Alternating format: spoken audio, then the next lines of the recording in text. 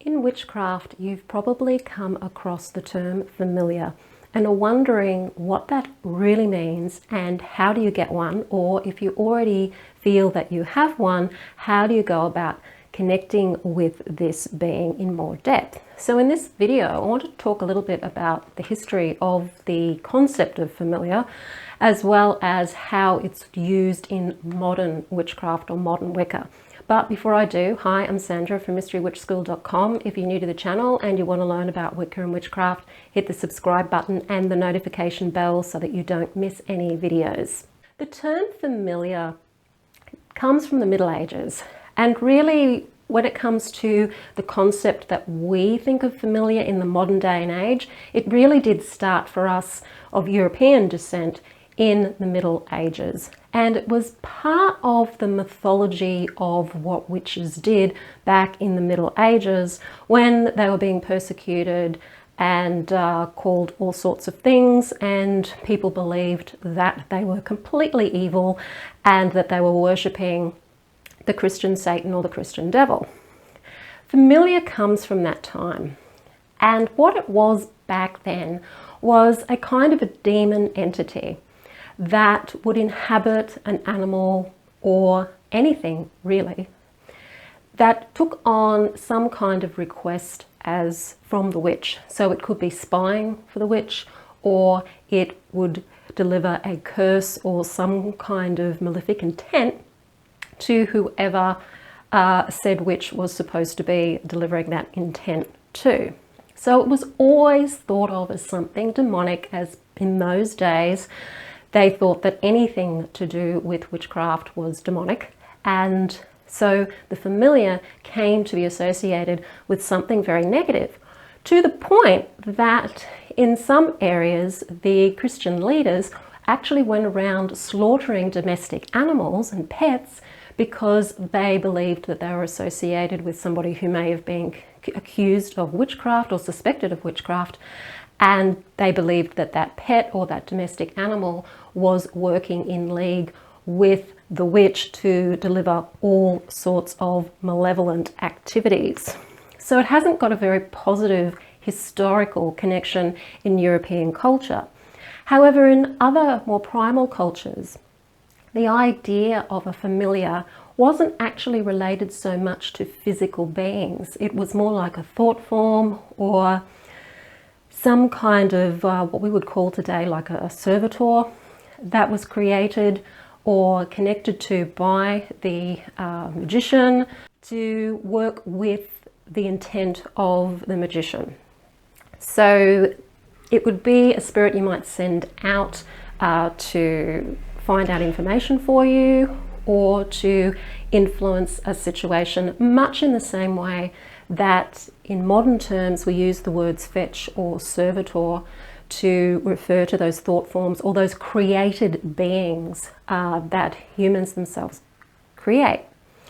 In the modern context of familiar for modern day Wiccans and witches, we've kind of taken the concept of working with an animal, and it's really got to the point now where people are sort of seeing the familiar as being a domesticated animal or a pet.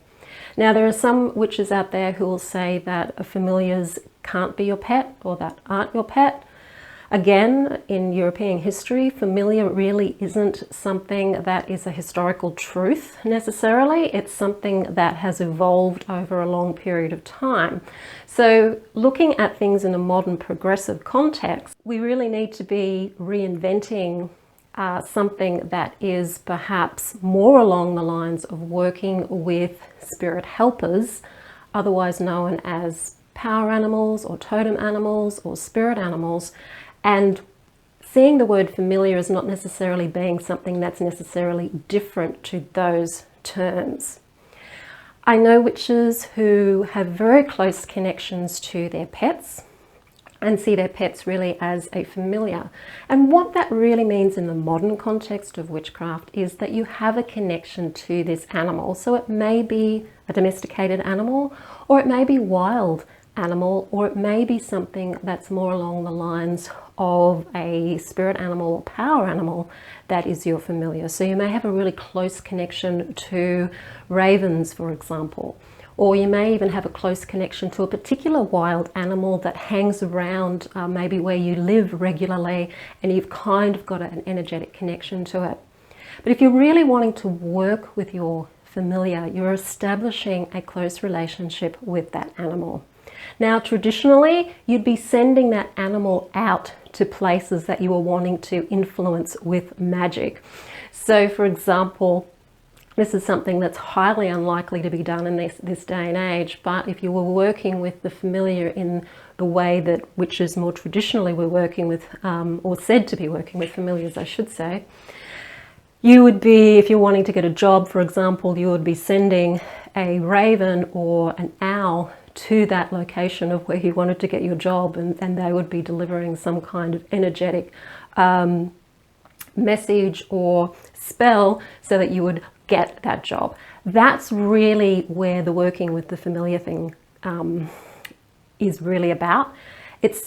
But in modern day and age, we have evolved and changed things and progressed from different times, and so it's a lot to do with our connection to power animals.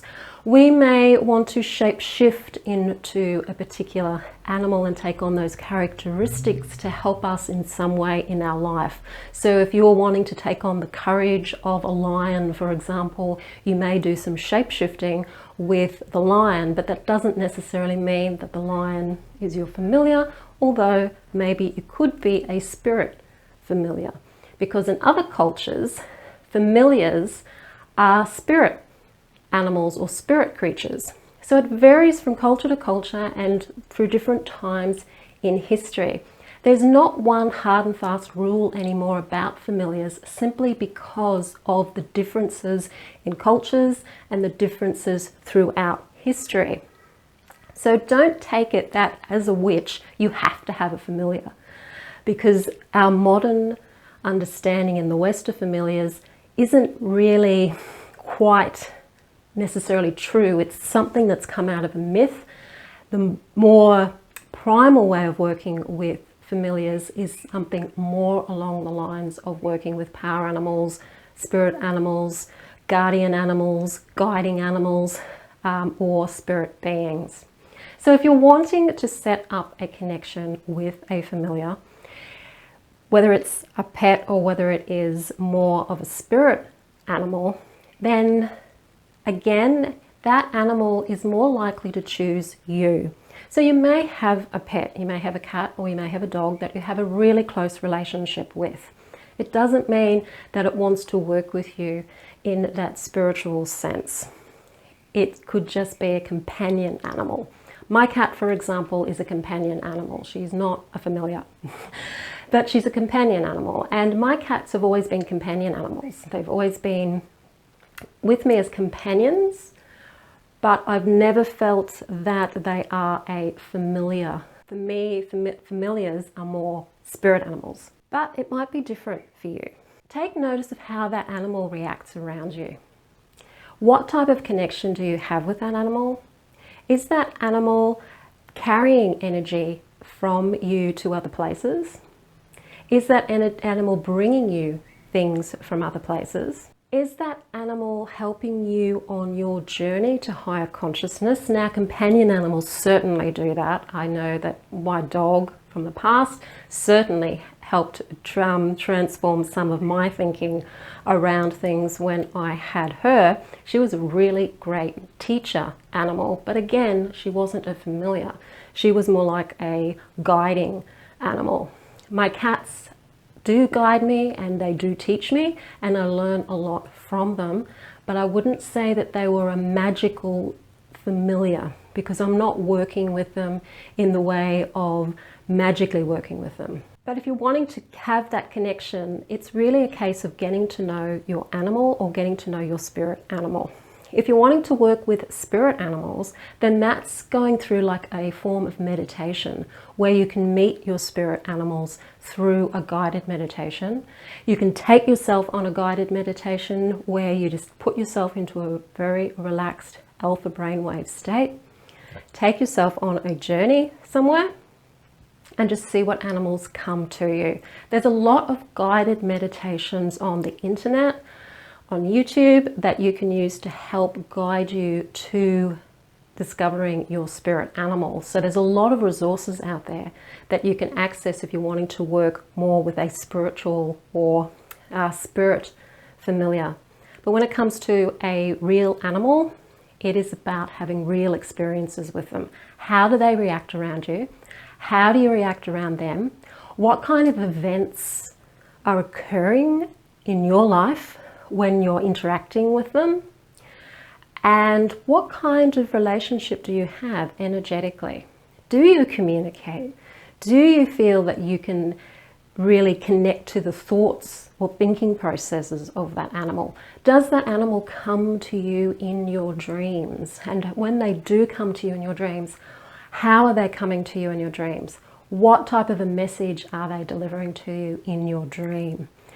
When it comes to working with a real spirit animal, or well, familiar, not a spirit one, a living animal, it's about observation and it's about communication, to find out whether you do have that link with them and whether you are actually learning from each other in a way that also has magical aspects to it as well. And that's where you can see a lot of the mythology coming through with some of the beliefs around familiars, because traditionally the familiar was an animal that carried magic on behalf of the witch. And I don't know too many Wiccans anyway who work with their animals that way. It's more like a companion animal or a guiding animal where you're learning more about yourself working with that animal rather than working magically with that animal. I certainly don't work with my pets that way. I've never worked with any of my pets as familiars, more as companions and teachers. That's how I've worked with them. But there are other witches out there who would call that kind of a relationship the relationship of a witch to a familiar. I personally see it more from a definition point of view of the familiar being an animal that works with you to carry magic.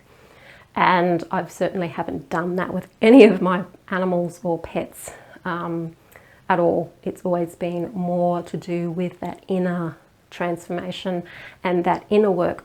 And in this modern day and age where we are focusing more on our inner selves, because we realize that our happiness and our joy in the world really comes from our inner being and not from necessarily changing the world outside of us, and that it is actually a lot easier for us to change ourselves, we have more control over ourselves, then the new definition of a familiar, and maybe the new way that we work with familiars now that we're evolving and going with the shift, is to work with our familiars in a way that is more about discovering more about ourselves and learning from them as teachers and as guides, rather than seeing them as beings that carry our magic for us or spy on us or all of those sorts of things. So there's some food for thought about the concept of the familiar in modern terms. If you really are interested in working with spirit animals, do get into the habit of having a daily practice. I do push this, but if you want to be more connected to your intuition, a daily practice will really help you do that. And you can incorporate working with a spirit animal or even with your familiar on a daily basis. And if you want to know more about how you can have a daily practice, do check out my ultimate guide to starting a daily practice, or weekend practice that works, actually, it's what it's called. The link to it is in the description field below this video. It's a 5-day online video course, and it will help set you up to get you connected to yourself, to nature, and to the goddess and God. If you like the video, hit the like button, share it with your friends. Don't forget to subscribe. I'm Sandra from mysterywitchschool.com. Blessed be.